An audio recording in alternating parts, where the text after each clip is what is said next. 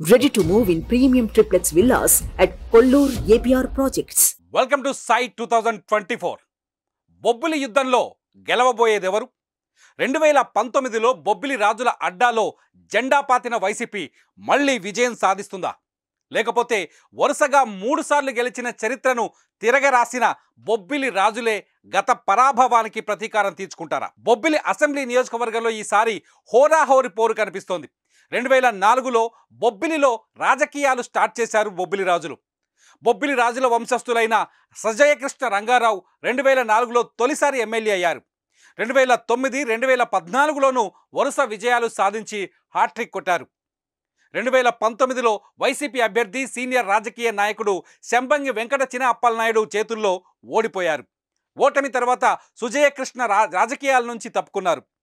ఇప్పుడు అతని రాజకీయ వారసుడిగా యువరాజు బేబీ నాయన ఎన్నికల బరిలోకి దిగుతున్నారు. మరి సిట్టింగ్ ఎమ్మెల్యే అప్పలనాయుడిని యువరాజు ఓడిస్తారా? చూద్దాం సై 2024లో.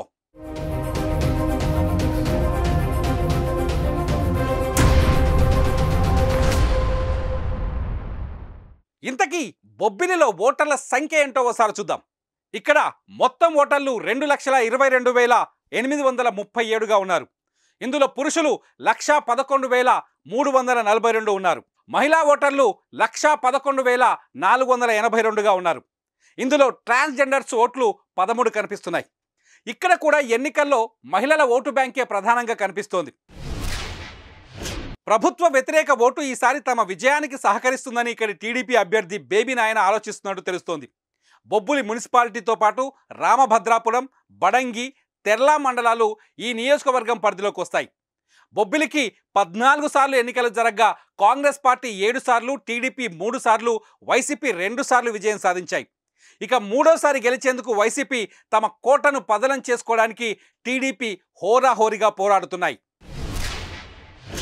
2024లో ఇక్కడ ఏం జరుగుతుందో ఒకసారి చూద్దాం. టీడీపీ, బీజేపీ, జనసేన కూటమి నుంచి ఆర్ఎస్వీకేకే రంగారావు అలియాస్ బేబీ నాయన ఈసారి ఎన్నికల బరిలోకి దిగుతున్నారు. ఈయన బొబ్బిలి రాజకుటుంబానికి చెందిన యువరాజు. వైసీపీ నుంచి సిట్టింగ్ ఎమ్మెల్యే చిన అప్పలనాయుడికే మళ్ళీ బొబ్బిలి టికెట్ దక్కింది. ఒకప్పుడు మద్రాసు రాష్ట్రానికి ముఖ్యమంత్రిగా పనిచేసిన చరిత్ర బొబ్బిలి రాజులది. తిరిగి 2004లో వీళ్ళు రాజకీయాల్లోకి అడుగుపెట్టారు. బేబీ నాయన సోదరుడు సుజయకృష్ణ రంగారావు 2004 నుంచి 2014 వరకు వరుసగా విజయం సాధించి ఇక్కడ హ్యాట్రిక్ కొట్టారు.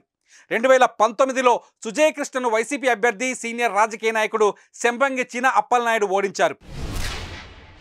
1983లో రాజకీయాల్లోకి వచ్చిన శంబంగి 4 సార్లు ఎమ్మెల్యేగా గెలిచారు. బలమైన సామాజిక వర్గంతో పాటు వైసీపీ సంక్షేమ పథకాలు తమకు బాగా కలిసొస్తాయని అప్పలనాయుడు ఆశగా ఉన్నారు. గత 5 ఏళ్లలో ఎన్నో అభివృద్ధి పనులు చేపట్టానని, సాగునీటి సమస్యలు తీర్చానని చెబుతున్నారు ఎమ్మెల్యే శంబంగి. ప్రజలంతా సంతోషంగా ఉన్నారని, మరోసారి ఎమ్మెల్యేగా ఎన్నిక కావడం ఖాయమని చెబుతున్నారు ఆయన. మరి 2019లో అసలు బొబ్బిలిలో ఏం జరిగిందో ఒకసారి చూద్దాం. 2019లో బొబ్బిలిలో టీడీపీ అభ్యర్థిగా సుజయకృష్ణ రంగారావు ఎన్నికల బరిలోకి దిగి ఓటమి పాలయ్యారు. అప్పుడు ఆయన సిట్టింగ్ ఎమ్మెల్యే 76,603 ఓట్లు సాధించారు. అయితే సుజయకృష్ణ పైన వైసీపీ నుంచి పోటీ చేసిన చిన అప్పలనాయుడు 84,955 ఓట్లు సాధించి విజయం సాధించారు. ఈయనకు 8,352 ఓట్ల మెజారిటీ లభించింది. ఈసారి కూడా ప్రజల మద్దతు తమకే ఉందని అప్పలనాయుడు విశ్వాసంతో ఉన్నారు. అయితే ప్రభుత్వ వ్యతిరేకత తమకు కలిసి వస్తుందని యువరాజు బేబీ నాయన కూడా ఆశగా ఎదురు చూస్తున్నారు. మరి చూద్దాం బొబ్బిలి యుద్ధంలో ఓటరు ఆశీర్వాదం ఎవరికి ఉంటుందో. సై 2024లో మరో నియోజకవర్గంతో మళ్ళీ కలుద్దాం.